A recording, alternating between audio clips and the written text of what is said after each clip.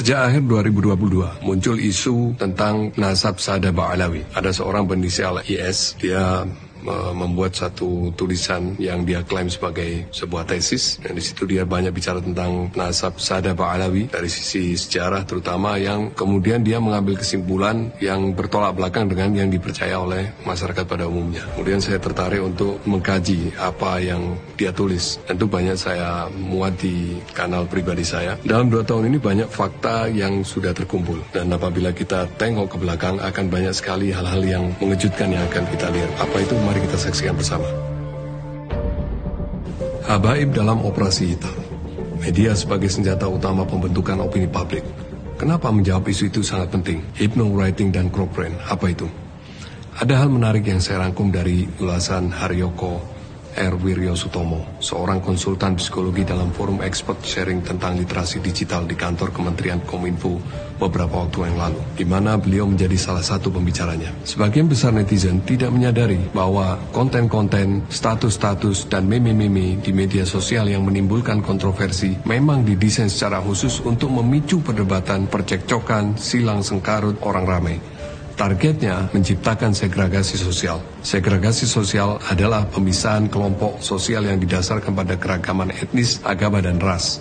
Ini adalah strategi yang dulu dipakai oleh penjajah Belanda yang pada masa itu dikenal dengan sebutan divide et impera. Segregasi sosial berdasarkan kelompok membangun dan mengentalkan sikap in group on group dalam masyarakat. Tujuan akhirnya menciptakan kelompok pendukung yang fanatik, pemarah, dan kebal terhadap data dan fakta yang disodorkan kepadanya. Dan ini semua menggunakan teknik hypnowriting. Pertanyaan berikutnya, siapa orang-orang yang menggunakan teknik hypnowriting di atas? Para cyber army, para buzzers, bisa juga relawan, bisa pula orang profesional, tentara cyber sewaan, cyber mercenaries. Apa yang disasar? Cochrane manusia, di mana security atau insecurity feeling berada. Kedua jenis perasaan tersebut adalah basic insting landasan survival spirit manusia. Cara menguliknya bagaimana? Dengan mendesain narasi-narasi dan gambar-gambar yang disisipi pesan subliminal, yakni pesan tersembunyi. Pesan tersembunyi tersebut berupa pesan yang tidak akan ditangkap oleh neokorteks, di mana pikiran kritis dan logika berada, namun langsung menusuk ke Cochrane. Contoh nyata,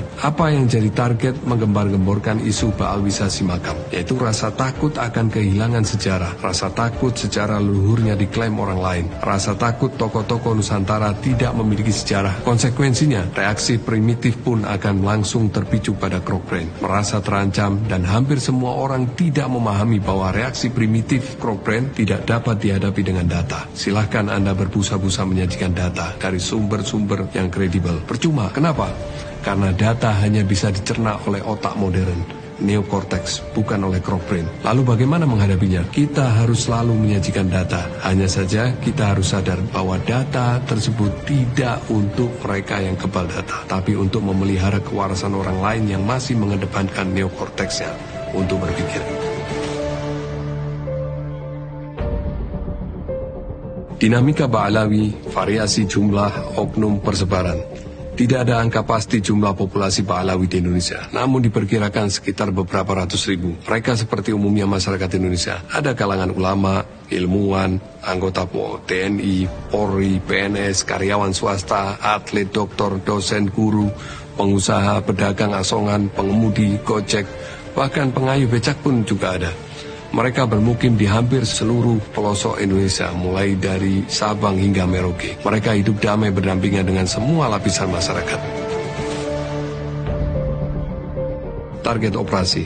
Umat Islam sebagai penduduk mayoritas di Indonesia, maka tidak bisa dipungkiri bahwa persatuan umat Islam adalah kunci utama stabilitas keamanan nasional. Dengan stabilitas keamanan, pemerintah bisa bekerja sebagaimana mestinya. Persatuan umat Islam adalah tonggak utama persatuan bagi seluruh bangsa Indonesia dengan segala ragam budaya, agama, ras. Persatuan umat Islam yang diantaranya aktif dilakukan oleh ormas-ormas Islam, salah satunya adalah Robita Alawiyah. Namun rupanya ada beberapa pihak yang memiliki tujuan negatif terhadap bangsa dan negara ini, yang merasa tidak nyaman dengan persatuan ini. Mereka ini kaum oligarki, orang-orang yang haus kekuasaan, koruptor, serta agen-agen Zionis. Mereka selalu mendesak agar Indonesia segera membuka hubungan diplomatik dengan Israel. Ada hal menarik 2 bulan sebelum isu nasab ini muncul. Robita Alawiyah yang dituduh ormas pemecah belah merilis video berikut ini.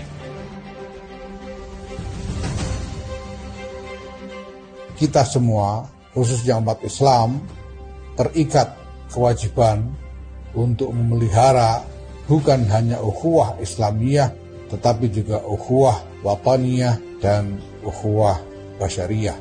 Umat Islam ini harus memberikan teladan bagaimana menjadi komunitas yang saling menghormati, komunitas yang bisa menerima perbedaan, dan komunitas yang di dalam internal umat Islam sendiri memang juga terjalin persatuan. Kekuatan dari Allah, bantuan dari Allah itu dalam persatuan. Maka menjadi yang ketiga setelah kita berketuhanan dan kita berkemanusiaan, maka untuk membingkai hablum minallah hablum minan nas itu adalah harus persatuan. Dari suku bangsa dengan warna kulit, beda bahasa, budaya. Bukan harus perbedaan ini harus dibenturkan, justru menjadi kekuatan tersendiri buat bangsa Indonesia. Bermacam-macam suku, bermacam-macam golongan, bukan untuk saling mengkultuskan diri, bukan saling untuk merendahkan yang lainnya, bukan saling untuk menyombongkan diri. Insya Allah Indonesia akan lebih maju lagi kalau kesadaran akan pentingnya persatuan dalam keberagaman ini.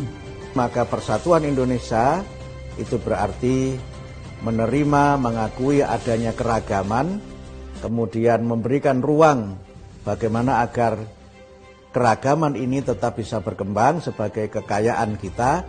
Maka kita bisa melihat fenomena sekarang di negara-negara yang konflik, negara-negara yang tidak bisa memelihara persatuan, jangankan bisa hidup maju, hidup layak, dan hidup tenang pun juga agak sulit.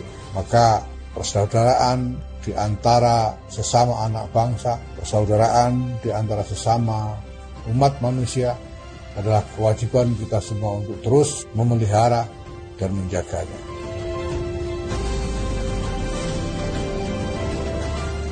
Nahdlatul Ulama siap untuk menyambut seruan Rabita Alawiyah untuk menggerakkan seluruh potensi kekuatan yang ada, mewujudkan apa yang menjadi seruan tersebut. Pimpinan Pusat Muhammadiyah menyambut baik ajakan dan seruan dari Rabita Alawiyah Indonesia untuk menjadikan momentum kemerdekaan Indonesia ke-77 sebagai momen persatuan. Menurut saya menegaskan bahwa saudara-saudara kita bangsa Indonesia yang keturunan Arab itu adalah bagian tak terpisahkan dari bangsa Indonesia. Ajakan anjuran yang indah dan mulia sekali apa yang digaungkan oleh Rabita Alawiyah. Kami sambut ajakan ini. Mudah-mudahan upaya baik dari para habaib dari Rabita Alawiyah ini menjadi sebuah sarana yang menggugah kita, yang barangkali kita sedang lalai, kita juga sedang lupa. Maka dengan seruan di saat yang bersamaan adalah merayakan hari kemerdekaan ini, bahwa kemerdekaan diraih dengan persatuan. Bersatulah wahai umat Islam, maka insya Allah persatuan itu akan menghasilkan kemakmuran, kesuksesan, dan Anda menjadi orang yang sempurna di hadapan manusia dan juga di hadapan Allah Subhanahu wa Ta'ala. Persatuan seperti ini sangat menakutkan bagi beberapa pihak. Kenapa? Beberapa analis politik baik dalam maupun luar negeri banyak membicarakan tentang Abraham Accords yang isinya sama sekali tidak menjamin kemerdekaan bangsa Palestina, melainkan hanya upaya agar membuka hubungan diplomatik dengan negara Zionis Israel. Yang ini mengantar kita untuk mengkhianati dan mengisolasi saudara-saudara kita Palestina. Atas dasar inilah dilakukan upaya memecah belah umat Islam, dilakukan upaya segregasi sosial berdasarkan kelompok, membangun dan mengentalkan sikap in-group out-group dalam masyarakat. Kalau kita melihat isu nasab yang awalnya dibungkus sebagai sebuah kajian ilmiah, tetapi ternyata itu semua hanya kedok. Sama sekali tidak ada ilmiahnya, kecuali hanya pengaplikasian dari segregasi sosial. Kita melihat banyak sekali istilah-istilah julukan yang sengaja distigmakan kepada para habaib, kepada para ba'alawi dan pecintanya, serta kiai-kiai ulama yang membela habaib. Di antaranya Huda, Jongos, Antek Penjajah, Antek PKI, dan banyak lagi, mungkin jumlahnya puluhan. Kemudian dilapisi fabrikasi cerita Pak Alawi datang dibawa oleh Belanda, Pak Alawi adalah antek penjajah, Pak Alawi bekerja sama dengan penjajah untuk menjajah bangsa Indonesia. Pak Alawi tidak memiliki jasa apapun terhadap perjuangan kemerdekaan Indonesia. Pak Alawi adalah pengkhianat bangsa. Pak Alawi mengklaim Indonesia adalah ada karena Pak Habib. Pak Alawi adalah pendiri PKI. Pak Alawi adalah tokoh utama pemberontakan PKI. Pak Alawi adalah pembantai kiai-kiai NU. Pak Alawi akan diusir oleh Bung Karno dan seterusnya dan seterusnya. Ini semua disebar secara masif melalui medsos untuk memisahkan dan membuat kelompok masyarakat saling bermusuhan dan saling benci. Strategi operasi hitam ini menyebarkan banyak isu dalam waktu bersamaan menggunakan banyak platforms dan buzzers. Ini semua digerakkan secara masif dengan memanfaatkan medsos sebagai media menyebarkan hypno-writing, baik itu lewat video, podcast, meme-meme, dan tulisan-tulisan. Mereka menggunakan media sosial secara masif. Target utamanya yaitu menguasai algoritma medsos agar jangkauan penyebaran subliminal message hypno-writing mereka mencapai sasaran secara continuity. Isu-isu utama. Isu utama seolah-olah Pak Alawi sedang berupaya untuk menguasai negeri ini, berupaya mengkhianati konsensus